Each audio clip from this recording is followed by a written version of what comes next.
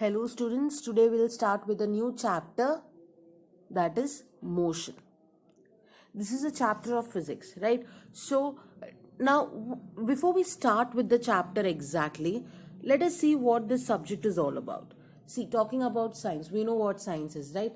It's what do we say? It's a study of structure and behavior of physical and natural world. uh, how do we study those physical and natural world? Through experiments, right? Activities, through observation, correct? So now this science is having a lot of branches in the sense, you can say field, science fields, okay? So mainly they are divided into formal science, natural science, social science. Now this formal science consists of, like, you can divide the subject into the subdivision of this formal science will be like logic, mathematics, statistics, lots of theory like system theory, decision theory, computer science, theoretical, okay, theoretical computer science. So all these are sub parts of formal science. Basically it is a scientific study. Formal science is nothing but a scientific study where you will have to like, you'll see some logic in the sense reasoning, ठीक है? कुछ reasons होंगे, कुछ बहुत सारी theories होंगे, like ये based होगा ऑब्जर्वेशन और रियल वर्ल्ड पे,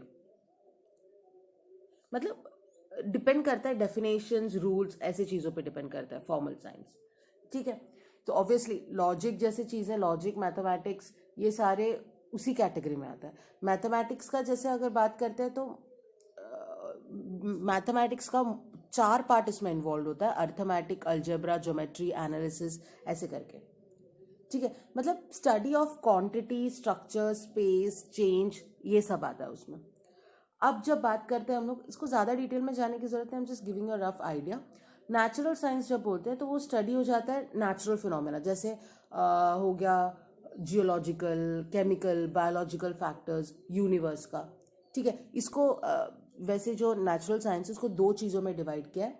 एक है फिजिकल साइंस और दूसरा है लाइफ साइंस. तो फिजिकल साइंस में क्या होता है कि फिजिकल साइंस में आप देखते हैं फिजिक्स, केमिस्ट्री, अर्थ साइंस या एस्ट्रोनॉमी, जिसको हम स्पेस साइंस भी बोलते हैं, ठीक है? ये देखते हैं आप लोग. फिर और भी फील्ड्स है इसमें. और लाइफ साइंस में आपका आता है बायोलॉजी, जो लिविंग थिंग्स के बारे में आप पढ़ते हो. एक्चुअली फिजिकल साइंस जो होता है वो साइंस है जो नॉन लिविंग थिंग्स के साथ इन्वॉल्व होता है. जो लिविंग थिंग्स के साथ इन्वॉल्व हो जाता है वो हो जाता है बायोलॉजी, ठीक है? तो अभी जैसे वो डिवाइड हो गया फिजिक्स, बहुत सारे ब्रांचेस में डिवाइड होता है. एकोलॉजी, ओशनोग्राफी, ये सारे फिजिकल साइंस में ही आता है. जियोलॉजी, ठीक है, मेटेरोलॉजी, ये सब. एस्ट्रोनॉमी, स्पेस साइंस यानी हो गया एस्ट्रोनॉमी, ठीक है? सो अब उसमें हम कौन सा पढ़ने वाले? We are going to focus on physics, ठीक है? अब फिजिक्स क्या होता है? ऐसा ब्रांच साइंस का जो डील करता है नेचुरल लॉज, नेचुरल फिनोमिनास में. उसको हमने डिवाइड किया. फिजिक्स का देखा जाए तो ये पुराना ये है, मतलब कोई नई चीज़ नहीं है, काफ़ी डेकेड से हमारे पास ये कॉन्सेप्ट है, ठीक है? फिजिक्स तो ये डिपेंड करता है स्टडी ऑफ मैटर, उसका मोशन, उसका स्पेस टाइम, ठीक है, उसकी एनर्जी, उसका फोर्स, इन सब चीज़ों के बारे में हम पढ़ाई करते हैं फिजिक्स में. मतलब यूनिवर्स कैसे बिहेव करता है, मतलब एक जनरल एनालिसिस है नेचर का. यूनिवर्स का बिहेवियर के बारे में हम पढ़ते हैं फिजिक्स में, समझ गए? ये इन्वॉल्व करता है मैटर, उसका motion, space time, energy, force, nature में ये कैसे बिहेव करता है. बेसिकली हम नेचर की पढ़ाई करते हैं इसमें, फिजिक्स में, ठीक है? उसको फिर बहुत सारे पार्ट्स में और भी डिवाइडेड है, उतना डिटेल में हम नहीं जा रहे, बट जो मेन क्लासेस है वो देख लेते हैं. जैसे अभी बात कर रहे हैं मैकेनिक्स, सबसे पुराना ब्रांच है, ठीक है? वो डील करता है कंडीशंस ऑफ रेस्ट और मोशन. कोई भी ऑब्जेक्ट के ऑब्जेक्ट जो हमारे आसपास होती है उसके रेस्ट या मोशन जो होता है उसके कंडीशंस पे डील करता है. फिर बात करते हैं हम स्टैटिक्स के. स्टैटिक्स मतलब जब कोई ऑब्जेक्ट रेस्ट या इक्विलिब्रियम में हो, बहुत सारे फोर्सेस के अंडर वो सर्वाइव कर रहा हो, तो उस चीज़ों को हम स्टैटिक्स में पढ़ते हैं. Measurement of time is not essential statics में. ठीक है, वो स्टडी ऑफ ऑब्जेक्ट है एट रेस्ट. फिर बात करते हैं हम काइनेमैटिक्स. काइनेमैटिक्स मतलब ये वैसे ग्रीक वर्ड है, काइनमा बोलते हैं जिसका मतलब है मोशन. ठीक है, तो ये स्टडी ऑफ मोशन है. हम उसको विदाउट द मतलब हम वो मोशन का कॉज पे ज़्यादा ध्यान नहीं देते. ठीक है, but we study considering without considering the cause of motion. Dynamics जो है वो स्टडी ऑफ ऑब्जेक्ट्स है taking considering the cause of their motion. Dynamics का मतलब है, अगेन डायनामिक्स ग्रीक वर्ड है, इसका मतलब है पावर. तो ये मोशन के पीछे की वजह को समझते हुए हम इस सब्जेक्ट को पढ़ते हैं. ठीक है, तो ऐसे करके इसको डिवाइड किया गया है into several branches. So today we are going to learn about motion, कि ये टर्म होता क्या है.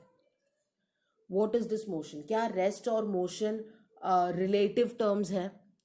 तो उसके लिए पहले रेस्ट का मतलब समझना ज़रूरी है. रेस्ट क्या होता है कि जब कोई भी ऑब्जेक्ट अपने पोजीशन को चेंज नहीं करता विथ रिस्पेक्ट टू टाइम या ऑब्जर्वर. ठीक है, a body is said to be at rest when its position does not change with time respect to the observer. या मैं ये कह सकती हूँ कि उसको कोई ऑब्जेक्ट को रेस्ट में तब कहते हैं when it does not change its position with respect to surrounding with the passage of time. ठीक है, इसको एग्जाम्पल के साथ मैं अभी आपको समझाती हूँ. उससे पहले मोशन क्या होता है देख लेते हैं. मोशन क्या होता है, एक कोई भी ऑब्जेक्ट को हम मोशन में तब कहते हैं when its position changes continuously with respect to a stationary object taken as a reference point. तो देखा जाए ना तो ये रेस्ट और मोशन रिलेटिव टर्म्स है. एक एग्जाम्पल मोशन का देख लेते हैं. ठीक है, अब जब हम कहते हैं एक कोई भी आप एक एक कार ले लो. ठीक है, there is a tree here, एक पेड़ है यहाँ पे. ठीक है, और एक छोटा सा घर ले लेते हैं यहाँ पे. ये हो गया हमारा एक घर. There is a road. ये जो पोजीशन है इसको ए पोजीशन ले लेते हैं. ये पूरे को मैंने ले लिया ए पोजीशन. और okay fine, this is the and there is a car in front of it. ठीक है, एक कार है. Now see, car is present at position A in front of a house and a tree. ठीक है, एक particular time पे. तो यहाँ पे ट्री और हाउस दोनों क्या हो गया, पेड़ और हाउस दोनों ही क्या है, स्टेशनरी है. ठीक है, दे आर स्टेशनरी ऑब्जेक्ट्स. तो उसको मैं क्या लूंगी, रेफरेंस पॉइंट मान लूंगी. अब 5 सेकेंड के बाद ए पोजीशन से car, this is a position, ये नहीं होगा, this is the A position. तो कार यहां से मूव होके पहुंच जाता है बी पोजीशन में. मान लेते हैं कार इधर है. ठीक है, सो इसका मतलब क्या है कि position of the car is changing continuously with respect to a stationary object. यहाँ पे स्टेशनरी ऑब्जेक्ट क्या है, हाउस या ट्री है. तो हम कह सकते हैं कि कार इज मूविंग या कह सकते हैं कि कार इज इन मोशन. समझ गए? तो मोशन का मतलब क्या होता है कि कोई भी ऑब्जेक्ट का पोजीशन चेंज होना continuously with respect to stationary object taken as a reference point. ठीक है, तो यहाँ पे एक पेड़ या एक हाउस क्या हो गया, रेफरेंस पॉइंट हो गया. हम जब एड्रेस देते हैं भी है किसी को, हम कैसे कहते हैं, उस दुकान के सामने. तो वी नो दैट दुकान is what, a stationary object. The shop is a stationary object. So with respect to a stationary object we say that the object is moving or not. Its position changes continuously with respect to a stationary object taken as a reference point. ठीक है,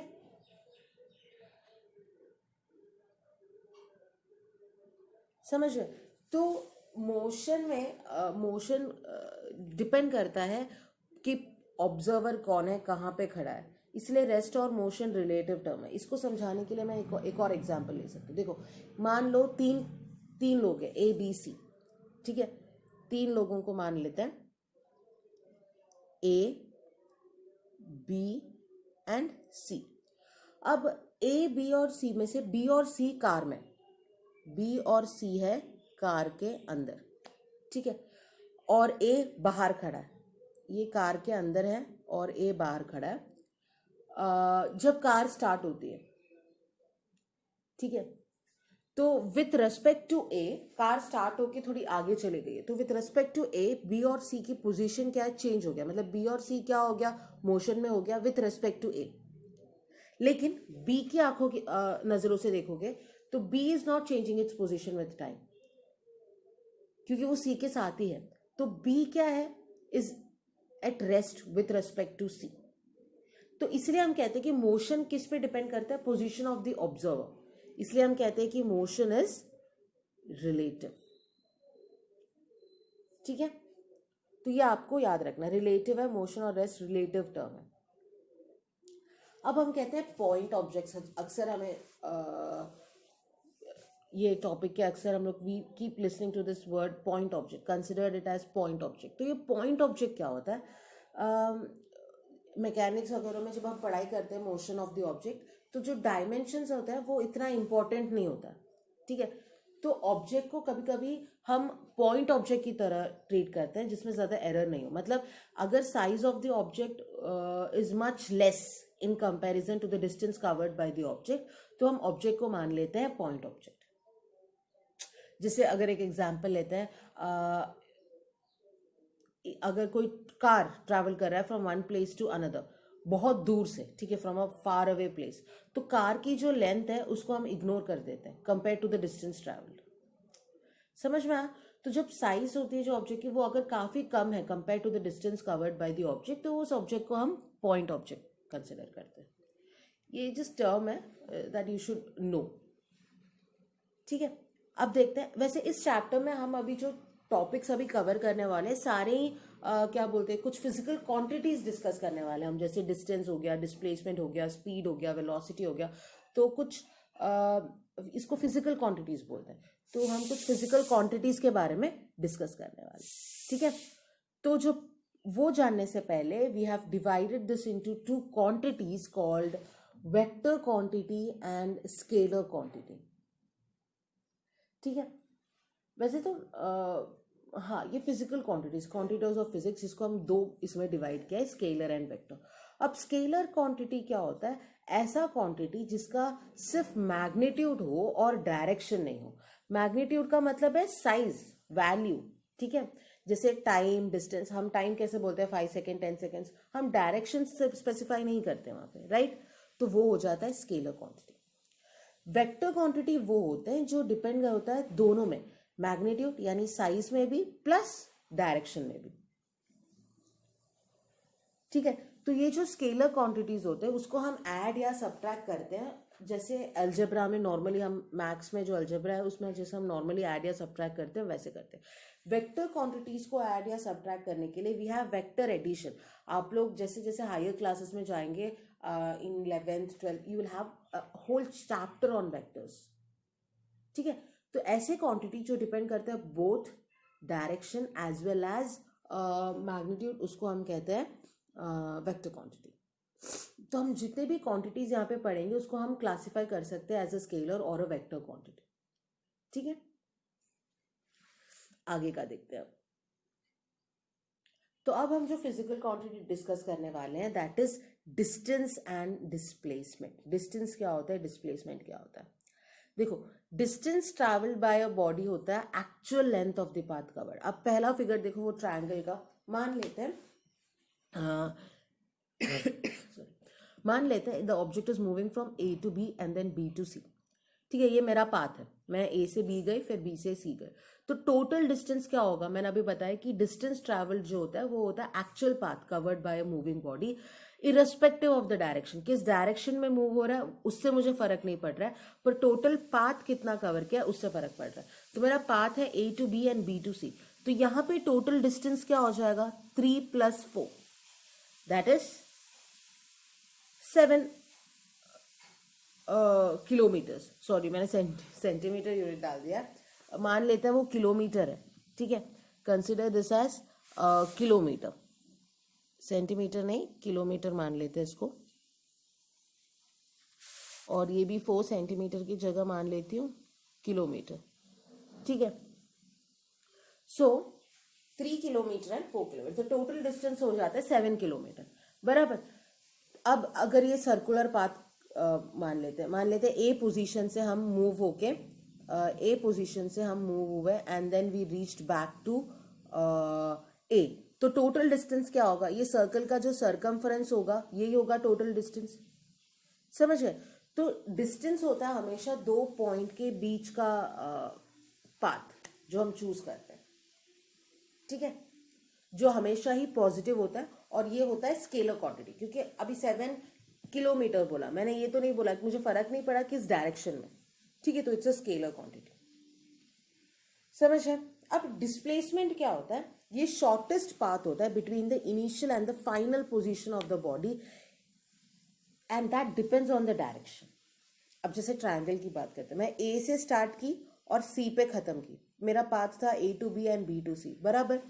तो इसमें shortest path क्या होगा? शुरुआत और final position का shortest path, ये स्ट्रेट पाथ होगा ए सी, बराबर। तो अकॉर्डिंग टू दिस ये अगर 90 डिग्री मानते हैं तो ये 3 किलोमीटर और 4 किलोमीटर है। पाइथागोरस थ्योरम लगाओ तो ए सी आपको मिल जाएगा 5 किलोमीटर, ठीक है। तो ए सी क्या हो गया? डिस्प्लेसमेंट हुआ। अब इसी तरह सर्कुलर पाथ की जब बात करते हैं, मान लेते हैं मैंने ए से स्टार्ट करके मैंने खत्म किया ए पे, तो यहाँ पे क्या हो गया? इनिशियल और फाइनल पोजीशन हमारा सेम हुआ, ए से स्टार्ट हुआ ए पे खत्म हुआ, तो मेरा डिस्प्लेसमेंट हो गया 0। मतलब डिस्प्लेसमेंट क्या हो सकता है यहाँ पे? पॉजिटिव भी हो सकता है, नेगेटिव भी हो सकता है और 0 भी हो सकता है। अब मान लेते मैंने ए से स्टार्ट किया और बी पे खत्म किया, तो मेरा डिस्टेंस ट्रैवल्ड क्या होगा? Half the circumference of the circle, बराबर। लेकिन डिस्प्लेसमेंट क्या होगा? शॉर्टेस्ट पाथ, ये मेरा फाइनल, बी क्या है? मेरा फाइनल पोजीशन है, ए क्या है? मेरा इनिशियल पोजीशन। दोनों के बीच का पाथ कौन सा है? शॉर्टेस्ट पाथ कौन सा होगा? ये स्ट्रेट लाइन, बराबर। तो diameter of the circle will give me displacement, समझ गए? So displacement is the shortest distance between initial and final position, और डिस्टेंस क्या होगा? टोटल पाथ होगा। तो इन दोनों के बीच का जो डिफरेंस है वो यहाँ पे टैबुलर फॉर्म में दिया हुआ, ठीक है। अब देखते हैं नेक्स्ट। अच्छा, और क्वांटिटीज के बारे में डिस्कस करने से पहले हमने यहाँ पे देखा कि अब देखेंगे कि यूनिफॉर्म और ये नॉन यूनिफॉर्म मोशन क्या होता है, ठीक है। यूनिफॉर्म मोशन वो होता है जो कवर करता है equal distance in equal interval of time, ठीक है। कितना छोटा टाइम इंटरवल है उससे फर्क नहीं पड़ता है, but equal distance covered in equal interval of time, उसको हम कहते हैं यूनिफॉर्म मोशन। और नॉन यूनिफॉर्म मोशन होता है अगर अनइक्वल डिस्टेंस कवर किया हमने इक्वल इंटरवल ऑफ टाइम। जो यूनिफॉर्म मोशन होता है उसका ग्राफ हमेशा स्ट्रेट होता है, दिख रहा है? डिस्टेंस और टाइम के बीच में जब हम ग्राफ प्लॉट करते हैं you will see a straight line for uniform motion. उसी टाइम पे नॉन यूनिफॉर्म मोशन में जब डिस्टेंस और टाइम के बीच में ग्राफ ड्रॉ करेंगे you will get a non linear graph, ठीक है। अब जैसे अगर लीनियर का एक एग्जांपल बोलते हैं, अगर ट्रेन हमेशा ही रन करता है 120 kilometre per hour all the time, every at any particular time the speed of the train is 120 kilometre per hour, तो वो हो जाता है एग्जाम्पल यूनिफॉर्म मोशन का। नॉन यूनिफॉर्म मोशन, जैसे आप ट्रैफिक पे गाड़ी चला रहे हो तो आप बार बार अपना ब्रेक लगाएंगे तो स्पीड वेरी होते रहेगा, for every time there is different distance covered, बराबर। तो वो हो जाता है नॉन यूनिफॉर्म मोशन। अब जैसे ये टैबुलर फॉर्म को ध्यान से देखो, टाइम दिया है और डिस्टेंस दिया है। अभी 1 सेकेंड में 10 मीटर्स, 2 सेकेंड्स में 20, 3 सेकेंड्स में 30, मतलब डिफरेंस क्या है टाइम पे? 1 सेकेंड का डिफरेंस है, एंड एट एवरी 1 सेकेंड एक 10 मीटर डिस्टेंस ही डिफर कर रहा है, so it is a uniform motion. उसी टाइम पे यहाँ पे देखो 1 सेकेंड में 1 मीटर, 2 सेकेंड में 4 मीटर्स हो गया, मतलब आप डिफरेंस देख रहे हैं, यूनिफॉर्म नहीं है। In every 1 second there is difference in the time. See अब 9 to 16 जंप कर दिया मीटर्स, सो ये जो डिफरेंस है वो क्या हो गया? नॉन यूनिफॉर्म हो गया, समझ गए? तो यूनिफॉर्म मोशन का ग्राफ जो होता है वो लीनियर होता है, non uniform graph, uniform motion जो है वो नॉन लीनियर ग्राफ देता है आपको, ठीक है। तो ये जो नॉन यूनिफॉर्म मोशन है उसको एक्सेलरेटेड मोशन बोलते हैं, ठीक है। एक्सेलरेटेड मोशन, कैसे एक्सेलरेटेड मोशन? आप देखेंगे आगे कि ये एक्सेलरेशन का मीनिंग क्या होता है, ठीक है। मतलब क्योंकि ये मोशन अभी फ़िलहाल के लिए आप इतना समझ लो कि ये नॉन यूनिफॉर्म मोशन है, इसलिए हम इसको एक्सेलरेटेड मोशन बोलते हैं, बट आगे देखेंगे कि एक्सेलरेटेड मोशन होता क्या इन द नेक्स्ट वीडियो। ठीक है, अब फिलहाल कुछ टर्म्स देख लेते हैं, आने नेक्स्ट कुछ टर्म्स, जैसे अभी यहाँ पे हम देख रहे हैं स्पीड। स्पीड क्या होता है? Distance, speed is distance upon time. ठीक है, डिस्टेंस अपॉन टाइम। तो स्पीड को हम डिनोट करते हैं v से, और डिस्टेंस को हम डिनोट करते हैं s से, और टाइम को हम डिनोट करते हैं t से। ठीक है, तो स्पीड इज इक्वल टू, ये जो स्पीड है that is equal to distance upon time. इसका SI यूनिट क्या है? मीटर पर सेकेंड है। ठीक है, और स्पीड क्या है? Scalar quantity, it does not depend on the direction. अब तरह तरह के स्पीड होते हैं, जैसे अभी देख लिया एवरेज स्पीड। ये जो एवरेज स्पीड है वो क्या होता है? तो अभी स्पीड क्या होता है? Distance upon time. Before discussing average पे चलो यूनिफॉर्म स्पीड देख लेते हैं। अगर हमारा इक्वल डिस्टेंस कवर हो रहा है इक्वल टाइम पे, ठीक है, तो हम कहते हैं कि ऑब्जेक्ट जो है वो कांस्टेंट स्पीड पे जा रहा है, यानी यूनिफॉर्म स्पीड पे जा रहा है। जैसे हर टाइम अगर ट्रेन 120 किलोमीटर पर आवर पे जा रहा है, तो स्पीड 120 किलोमीटर पर आवर, एक घंटे में 120, हर एक घंटे में 120 किलोमीटर ट्रैवल कर रहा है, तो वो हो जाता है यूनिफॉर्म स्पीड। अब जब बात करते हैं हम नॉन यूनिफॉर्म स्पीड का, तो अभी जैसे मैंने बोला बिजी रोड पे, जब हम ट्रैफिक वाले रोड पे जब हम कार चलाते हैं तो ब्रेक अप्लाई करते हैं, तो every time the car is stopped distance covered will be different, यानी उसकी स्पीड क्या होगा? वैरी होता जाएगा, है ना। ट्रैफिक में हम गाड़ी जब चलाते हैं उसकी स्पीड वैरी होती रहती है, तो वो हो जाता है यूनिफॉर्म स्पीड। ठीक है, अब बात करते हैं एवरेज स्पीड का। तो एवरेज स्पीड होता है टोटल डिस्टेंस जो हम ट्रैवल कर रहे हैं वो body divided by total time,